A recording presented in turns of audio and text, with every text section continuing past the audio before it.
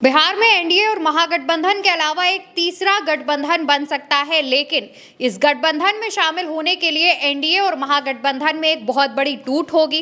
इसको समझने के लिए इस वक्त न्यूज रूम में हमारे साथ चंद्रकांत जी मौजूद हैं, उनसे हम बात करेंगे।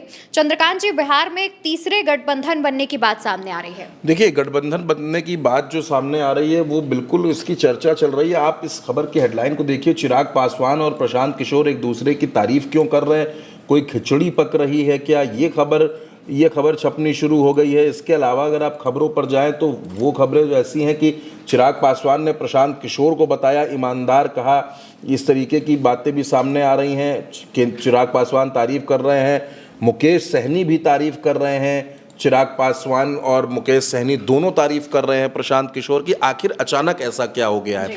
दरअसल बिहार की राजनीति में बड़े उलटफेर हो रहे हैं और उलटफेर कुछ ऐसे हैं कि चिराग पासवान अभी कुछ दिनों पहले तक ये कह रहे थे कि मुझे इस बात का दुख होता है कि मैं एक ऐसी सरकार के साथ हूं जो अपराध पर लगाम नहीं लगा पा रही है, जो कानून व्यवस्था को नहीं संभाल पा रही है। चिराग पासवान ये बात कह रहे थे। फिर ये खबर आई कि चिराग पासवान ये कहने लगे कि हमारी पार्टी जो है वो अकेले चुनाव में जाने की बात करने लगे, फिर 70 सीटों की बात करने लगे।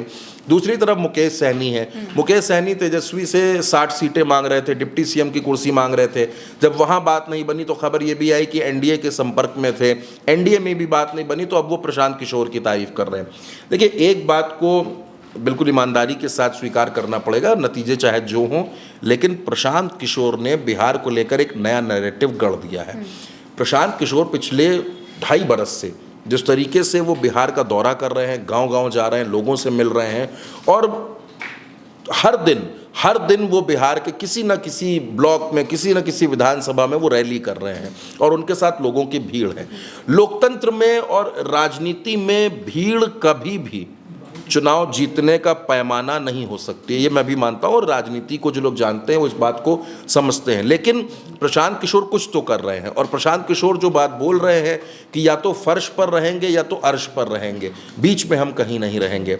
मुकेश सहनी ये कहते हैं कि प्रशांत किशोर बेहद ईमानदार हैं, वो बिहार के बारे में सोच रहे हैं और तमाम सेलिब्रिटीज़ प्रशांत किशोर की तारीफ कर रहे हैं। ये बात आप भी देख रहे हैं, हर कोई देख रहा है कि जो तमाम सेलिब्रिटी हैं जो बिहार से जुड़े हैं वो तारीफ कर रहे हैं। लेकिन जब सियासी लोग, और वो भी मोदी जी के हनुमान चिराग पासवान जो मोदी जी की सरकार में मंत्री हैं, वो प्रशांत किशोर की तारीफ कर रहे हैं, मुकेश सहनी जो तेजस्वी यादव के बड़े करीबी हैं वो प्रशांत किशोर की तारीफ कर रहे हैं, तो क्या बिहार में कोई नया गठबंधन, जो आपका सवाल है, कोई नया गठबंधन जन्म ले सकता है? तो देखिए, नए गठबंधनों के जन्म की उम्मीद चुनाव में हमेशा रहती है। चिराग पासवान, मुकेश सहनी, प्रशांत किशोर, क्या ये तीनों एक मंच पर आ जाएंगे?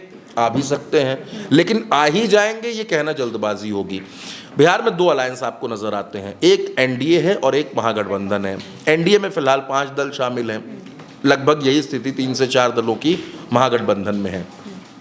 मुकेश सहनी को लेकर एक संशय की स्थिति पैदा हो गई है कि वो तेजस्वी के साथ हैं भी या नहीं है, क्योंकि वो जो डिमांड कर रहे हैं, वो जो मांग रहे हैं तेजस्वी यादव से, मुझे ऐसा लगता है कि वो तेजस्वी यादव के लिए उस पर यस कर पाना बड़ा मुश्किल होगा, वो नहीं दे पाएंगे।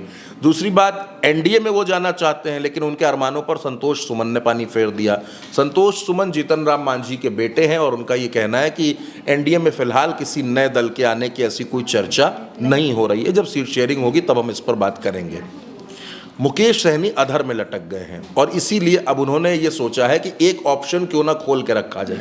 राजनीति में आप किसी भी गठबंधन में हो, किसी भी विचारधारा के साथ हो, सियासी लोग हमेशा अपने लिए एक ऑप्शन खोल कर रखते हैं और वही बिहार में दिख रहा है कि मुकेश सहनी प्रशांत किशोर की तारीफ कर रहे हैं, चिराग पासवान प्रशांत किशोर की तारीफ कर रहे हैं। उनको ऐसा लगता है कि प्रशांत किशोर के साथ जो MY फैक्टर है, मैं मुस्लिम या यादव की बात नहीं कर रहा हूँ, मैं बात कर रहा हूँ महिला और युवा की, कि जो युवा और महिला वर्ग है वो खासकर प्रशांत किशोर की तरफ उसका झुकाव देखने को मिल रहा है। प्रशांत किशोर अपनी हर रैली में, हर जनसभा में, हर रोड शो में 2 ही बातें कह रहे हैं। पहली बात वो ये कहते हैं कि आप लोग अपने बच्चों को पढ़ाइए और अपने बच्चों के लिए जो पलायन की एक समस्या है उसको आप तभी रोक पाएंगे जब आप उनको पढ़ाएंगे, बेरोजगारी की समस्या दूर होगी। आपने हाल फिलहाल एक चीज़ और देखी होगी कि प्रशांत किशोर शराबबंदी की बात कर रहे थे। जी। शराबबंदी की जब उन्होंने बात की तो उन्होंने एक नैरेटिव दिया। तेजस्वी यादव ने भी बाद में उसी का सपोर्ट कर दिया कि नहीं, हम जब आएंगे तो बुद्धिजीवियों से बात करके हम ताड़ी पर से प्रतिबंध हटाने का फैसला ले सकते हैं और हम इस पर विचार करेंगे। इधर बिहार में ये हो रहा है कि नीतीश कुमार ने लगभग खजाना खोल दिया है।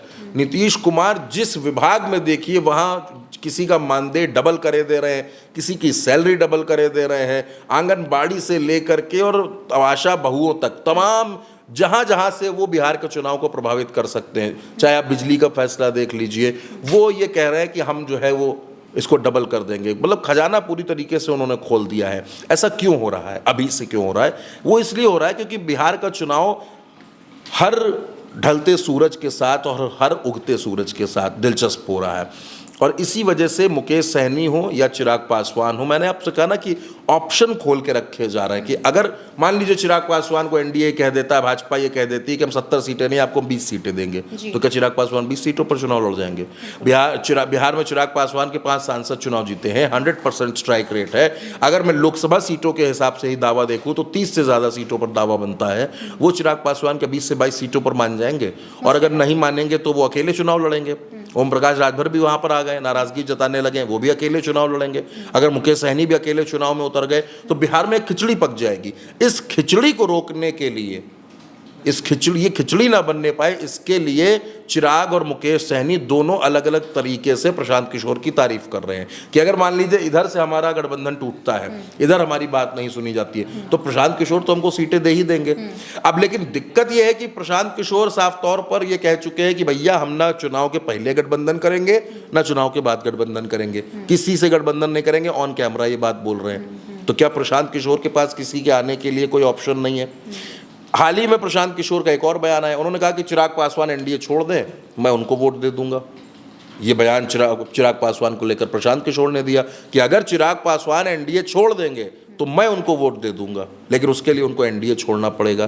तो संकेत कुछ ऐसे मिल रहे हैं कि बिहार में चुनाव आते आते ये जो दोनों गठबंधन आप देख रही हैं, इनके सामने एक बड़ी चुनौती प्रशांत किशोर तो बन ही रहे हैं, लेकिन चिराग और मुकेश सहनी ये दोनों भी एक बड़ा चैलेंज बनते हुए नजर आ रहे हैं। और अगर चिराग पासवान एनडीए के साथ ना रहे, उन्होंने एनडीए का साथ छोड़ा, तो आप ये मानकर चलिए कि बिहार में एनडीए के लिए चुनाव बहुत मुश्किल हो जाएगा। क्योंकि पिछली बार जब चिराग पासवान ने अपने प्रत्याशी उतार दिए थे तो फिर नीतीश कुमार की स्थिति खराब हो गई थी, और इस बार अगर वो साथ छोड़ देंगे तो दिल्ली में भी मामला थोड़ा सा डोल जाएगा। इसलिए हो जाएगा क्योंकि उनके भी सांसदों का समर्थन नरेंद्र मोदी की सरकार को उनको दे रखा है उन्होंने, तो अगर यहाँ से वो साथ छोड़ेंगे तो वहाँ भी मामला गड़बड़ा सकता है। फिलहाल चिराग के जो तेवर हैं वो पूरी तरीके से एनडीए के साथ संतुष्ट नहीं नजर आ रहे हैं, और एनडीए के साथ हो सकते हैं, भाजपा के साथ हो सकते हैं, लेकिन नीतीश कुमार से वो सहमत नहीं है, ये साफ तौर पर दिख रहा है। और नीतीश कुमार के खिलाफ इस समय हर कोई है।